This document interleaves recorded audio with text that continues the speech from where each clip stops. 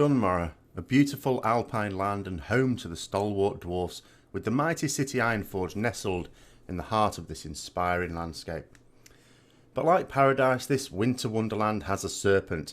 In the toxic wasteland to the west, we see the source of this blot on the landscape, the former home of a creature that is as vile as it is crazed and ridiculous. I am of course talking about the insidious gnomes and the cursed former home of Gnomeregan.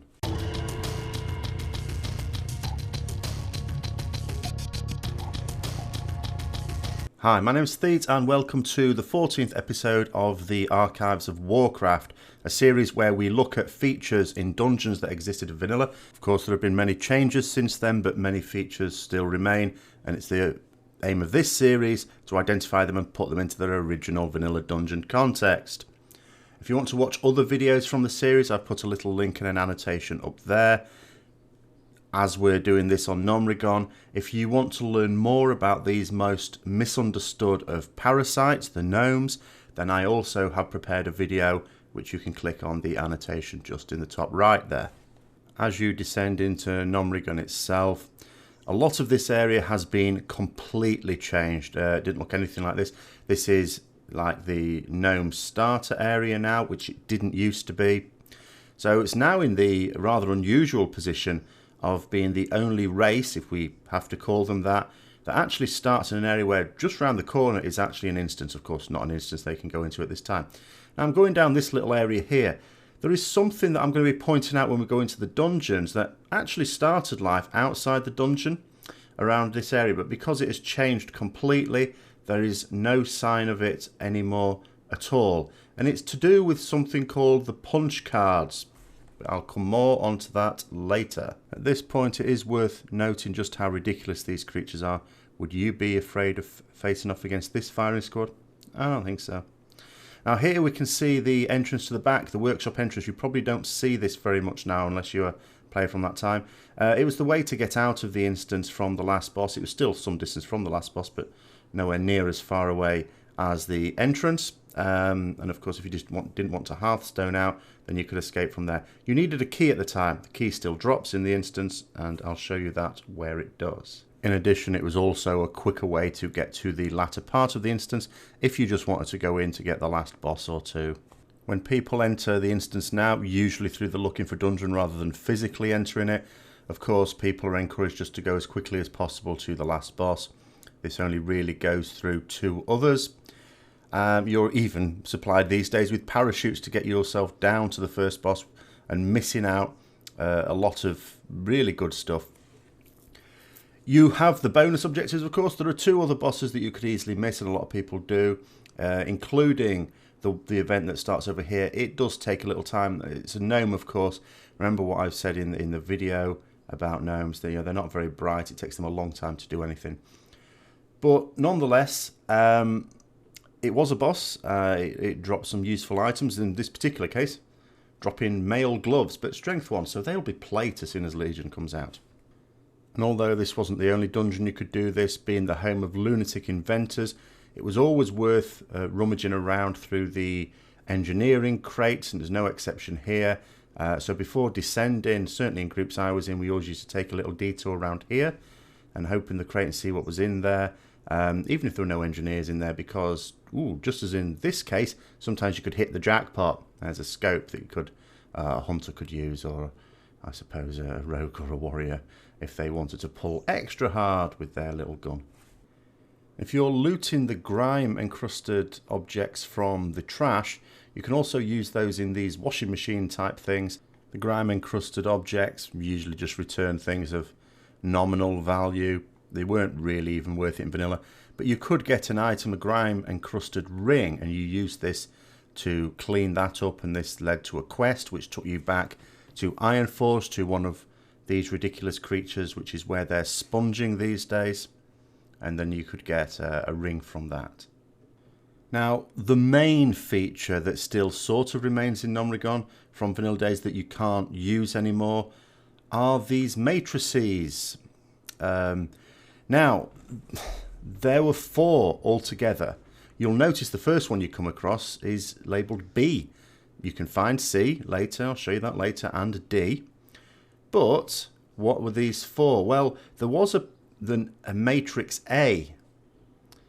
This was outside the instance. It's in the part of the instance I was trying to show you at the beginning, but it's been completely remodeled since Cataclysm, so you can't do it anymore. With the mobs outside the instance entrance, which again are no longer there, there was a chance of them dropping a white punch card. And what you would do is feed this into the punch card reader A, and you would get a yellow punch card. In addition, as a little Easter egg, the matrix A revealed a significant amount of binary, which if you translated to something like Thrall and Jaina sitting in a tree, Kissing, after the little American playground rhyme. So you would then take that yellow punch card, and when you put it into B, you got a blue punch card. Getting exciting now.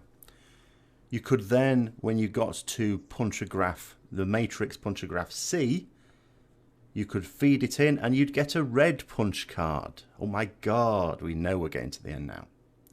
And then you would take that red punch card and, how did you guess? Yes, you take it to matrix D, of which there are a couple, and then you would get a prismatic punch card out of it, multicoloured, and you take this back to Ironforge, where if you were Alliance there, you had a quest to actually obtain this, and again you had a choice of like basic green rewards from it. For Engineers it was a little more interesting. There were a couple of rare drops that were for Engineers only, one of which, if you fed it into one of the punchographs, I forget which now, you got plans for an engineering item. In fact, it was punchograph B. And another one, if you fed it into punchograph D, you got a different set of plans for engineering plans. I'm not sure if the plans are obtainable now, but of course the cards are no longer obtainable. So unless you could get the plans some other way, it won't be obtainable. The plans were for making objects, though, that are no use. They're not like cosmetic items. They're no use at end game. In fact, above about level 30 odd, they wouldn't have been any use to in vanilla either. These strange boxes here aren't server hubs or air conditioning units. They were actually used in a quest as a minor point of interest for the Alliance, where you had to obtain things from them. You're basically looting them and taking them back to the idiot gnomes in Ironforge.